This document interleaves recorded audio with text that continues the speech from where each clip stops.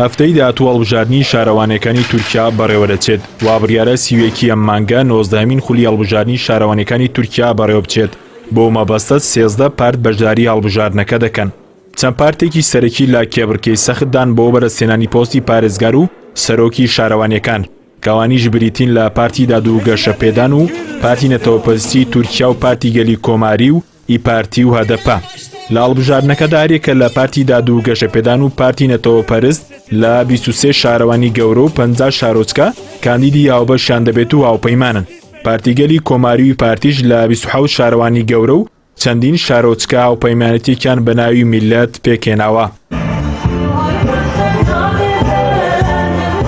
هەرچی پارتی دموکراتی گەلان هەدەپەشە بۆ ماڵبژاردنە هاوپەیمانی لەگەڵ 6 پارتی کوردی لە باکووری کوردستان کردووە بە ئامانجی بەرزکردنەوەی دەنگەکانی.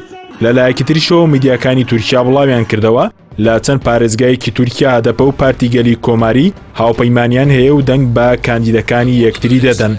İnanın bununla yarışan bir HDP'li desteğinde yaşıyor ve bunu sahada da yaşıyor.